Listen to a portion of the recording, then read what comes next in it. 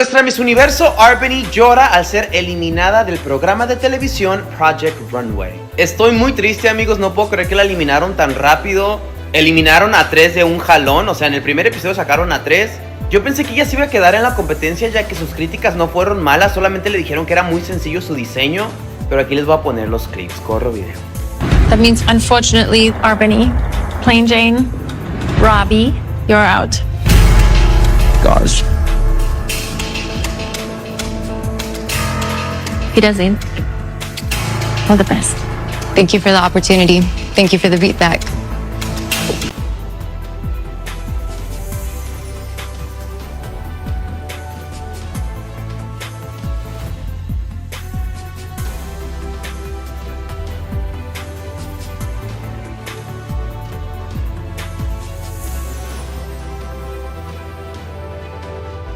En su despedida del show, ella nos cuenta que esto no la define como diseñadora, que está muy orgullosa de representar a la comunidad filipina y admite que la pieza que trajo para presentar a los jueces no era la correcta. Y yo sí vi los demás runways, amigos, y sí había como mucho vestido, como cosas grandes, y como pudieron ver el diseño de Arbany era como más sencillo.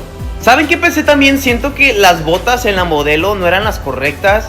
Siento que el styling no estuvo correcto, pero pues mi reina, estamos contigo, este es solo el principio. Y estoy segurísimo que pronto vamos a tener la marca de Arbany por todos lados, como una fashion designer. Pero bueno, amigos, solamente les quería avisar porque se los prometí. Los leo, así ya me acá para más contenido. Bye.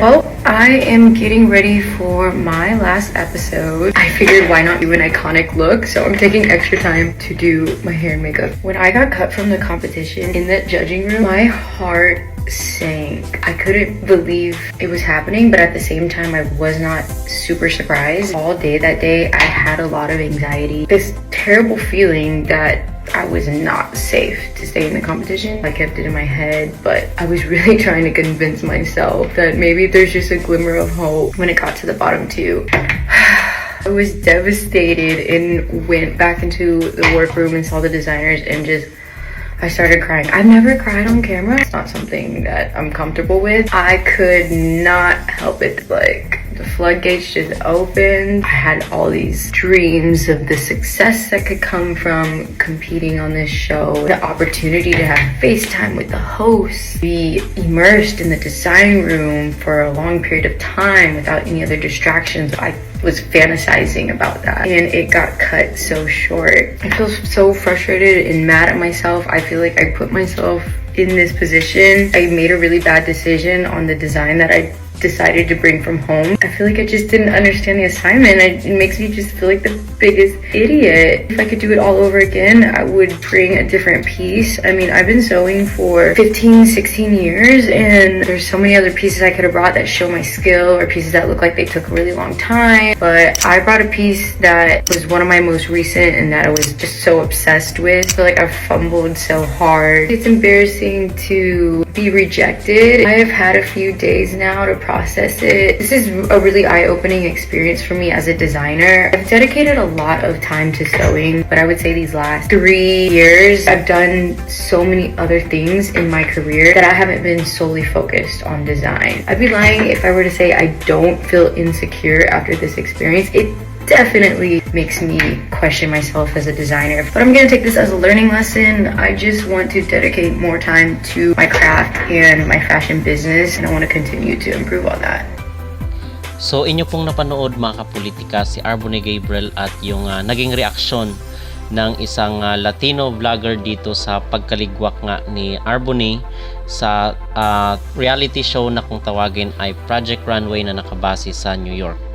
So, pinag-usapan po natin itong si Arbony doon sa ating mga naunang video na kung saan ay tinalakay natin kung ano ba yung mga dahilan at reason kung bakit natalo at na-eliminate itong Miss Universe 2022 na si Arbony despite sa kanyang popularity at sa kanyang titulo bilang Miss Universe. So, may mga nagsasabi na na-downgrade daw itong si Arbony dahil hindi naman tinitingnan ng mga judges kung ano yung kanyang titulo, kung popular ba siya or gaano karami yung kanyang mga followers, dahil doon sa ano nila sa kailang standard ay talagang yung obra mo ang titingnan nila. So bottom line at nag-research rin actually tayo kung ano yung pinaka main reason at yung feedback ng ating mga netizen ay talagang kulang na kulang daw mga kapolitika sa impact. Kulang na kulang sa wow factor yung gawa ni Arbonne, especially doon sa mga materials na kanyang ginamit. So walang impact, walang dating, kumbaga yung sinasabi ng judge na boring daw yung kanyang pinasuot doon na design niya dito sa fashion. So yun ang talagang pinaka main reason bakit naligwak itong si Arbonne, dahil daw walang wow factor. Kumbaga pag nakita mo yung kanyang gawa ay hindi ka mamamangha. So yun yung kulang daw doon sa sa disenyo nitong Miss Universe 2022 na si Arbonne Gabriel. At nagbasa-basa rin po tayo mga kapolitika. Narito po yung reaksyon ng ating mga netizen dito nga kay Arbonne Gabriel. So sabi dito ng nag-comment doon sa ating naunang video, her styling is getting old, not even trendy. The designs were nice but the same in every creation. No one really cares about beauty pageant outside Asia. Arbonne is desperate for validation. Her Miss Universe crown should be her weapon, but she didn't use it to her advantage to connect with famous designers. Instead, she downgraded herself by joining this reality show. This design show and not pageantry. She was eliminated at the opening of episode 2. So ito yung ilan sa mga comment ng ating netizen dito sa social media kung bakit natalo itong si Arbonne Gabriel. So para sa akin naman, yung aking maging opinion at maging reaksyon dito ay naiintindihan natin at nararamdaman natin kung gaano ka frustrated itong si Arbonne dito sa naging resulta. Kasi kumbaga yung expectations niya is hindi na meet dito sa kanyang pagsali sa Project Runway. At siguro marahil ay talagang hindi ito para sa kanya. Kasi alam naman po natin kung gaano karami yung mga mabibigat na fashion designer ang sumali dito sa nasabing reality show. So at isa pa, mahirap rin kasi connect dito sa sa kanyang advocacy na fashion designer. Kumbaga hindi siya ganoon makaka-relate yung mga common people, kung kaya siguro is hindi ganoon ka-popular itong si Arbonne. Pero kung talagang ito yung gusto niya, ito yung mahal niya, yung fashion, siguro ay tama yung sinabi at comment ng ating netizen dito na dapat siyang connect doon sa ibang mga kilala, mga mabibigat at mga Filipino fashion designer. Okay, so marami namang tayo, di ba, mga kilalang fashion designer katulad na lang ni Michael Cinco na internationally renowned. So marahil ay pwede siyang kumuha doon ng tip mga kapolitika kung gusto talaga ni Arbonne na maging successful siya dito sa larangan ng fashion, kasi ito yung hilig niya, ito yung nasa puso niya, di ba? So pwedeng ganoon dahil nga hindi naman siya ganoon ka-popular na Miss Universe. So talagang magbubuhos siya dito ng effort kung gustong-gusto niya na maging successful sa larangan ng fashion.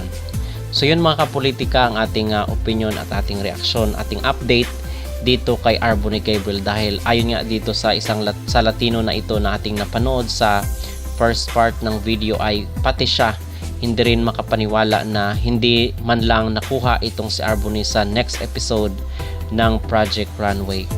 At positibo naman itong naging reaksyon ng isang Latino na sabi niya hindi naman daw ito maging kabawasan dito kay Arbonne dahil meron na siyang titulo bilang Miss Universe 2022. At so far mga kapolitika, yun po ang ating update dito kay Arbonne Gabriel at sa kanyang naging laban dito sa isang reality show na kung tawagin ay Project Runway. Ano po ang inyong masasabi mga kapolitik sa pagka-eliminate ni Arbonne Gabriel? Mag-comment down below at huwag kalimutang mag-like at mag-subscribe na rin kayo para updated kayo sa ating mga latest issue.